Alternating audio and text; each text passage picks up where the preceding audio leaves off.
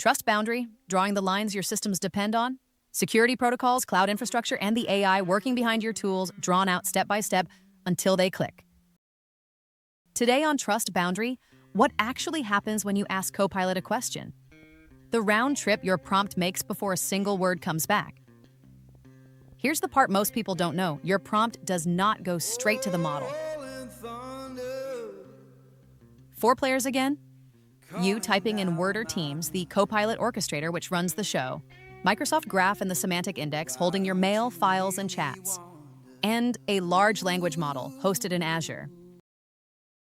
Before we trace the round trip, one question: why can't the model just answer? It was trained on much of the public internet. Isn't that enough? On its own, the model knows language and public facts up to a training cutoff. It has never seen your calendar, your mail, or last Tuesday's meeting. Ask it to summarize your week, and the best it can do is invent a plausible one. Confident and wrong. Grounding fixes that by fetching your real context and pasting it into the prompt before the model ever runs. The model still does the writing, but now from your facts with citations you can click. That retrieval step is the whole game. You ask Copilot to summarize your week. The prompt goes to the orchestrator and stops there for a moment. Because on its own, the model knows nothing about your week. The orchestrator first works out what context the question needs. This step is called grounding. It queries Microsoft Graph and the semantic index, your calendar, mail, meetings, documents. And crucially, it asks, as you with your permissions, nothing more. Back come the relevant snippets, almost only from content you already have access to. If you can't open it, neither can your Copilot. The orchestrator now builds a much bigger prompt. Your question, the retrieved snippets, and its own instructions. The industry name for this pattern is Retrieval Augmented Generation, RAG. Only now does anything reach the language model hosted in Azure inside the Microsoft 365 service boundary. The model writes a draft answer from that context and sends it back. Before you see it, the orchestrator runs post-processing, responsible AI content checks, security and compliance review, and it pins citations back to your actual documents. And a few seconds after you hit enter, the answer lands in your app and with links to the sources it drew from. So what does that augmented prompt look like? Your 5-word question has quietly become a much larger document in 4 parts. First, system instructions, who the assistant is and the rules it must follow, including cite your sources. Then the grounding, the snippets pulled from your mail, calendar, and files. This is the part that didn't exist a second ago, and the part that makes the answer yours. The chat history, so follow-up questions make sense. And finally, at the bottom, your actual 5 words. The model completes all of this at once, which is exactly why the quality of a Copilot answer depends far more on what grounding retrieved than on the model itself.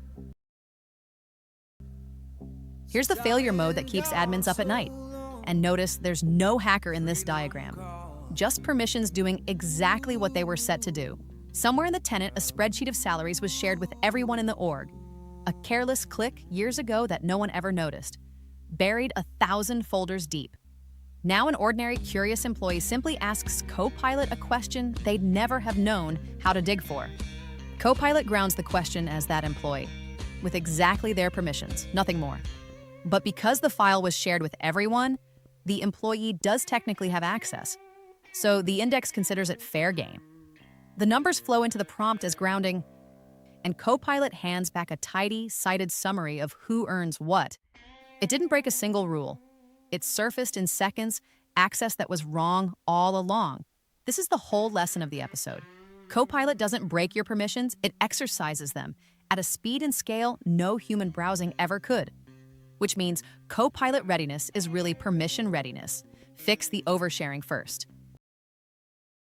Which raises the question everyone asks, isn't this just pasting my company files into ChatGPT? It is not. And the difference is entirely about where your data crosses a boundary. Paste into a consumer chatbot and your text leaves the company boundary entirely, under consumer terms. Possibly retained, outside your compliance controls. The copy-paste itself is the data leak. Copilot keeps the whole round trip inside the Microsoft 365 service boundary. Your tenant's compliance applies, the content isn't used to train the foundation models, and it honors the data loss and sensitivity labels you already set. Same underlying model family on a completely different data boundary, different. 3 boundaries hold this together. Copilot asks with your permission, so it can only surface what you could already open. The whole round trip, prompt, snippets, response, stays inside the Microsoft 365 service boundary. And Microsoft documents that your prompts and content are not used to train the underlying models. The catch every admin should hear: Copilot doesn't break your permissions. It reveals them. If files are overshared in your tenant, Copilot will cheerfully find them. Clean that up first. So, the whole thing in one breath. Your prompt goes to the orchestrator, which grounds it in your content, retrieved with your permissions. The augmented prompt goes to a language model in Azure inside the Microsoft 365 service boundary, not the public model and not for training. The draft comes back through safety and compliance checks that attach citations and then reaches your app. And the boundary that decides whether all of this is safe isn't in the model at all. It's your permissions. Get those right, and Copilot is a superpower. Get them wrong, and it's a magnifying glass on every mistake. That's one boundary drawn, and there are plenty more lines to trace. If this made things click, subscribe, and here's what we're drawing next.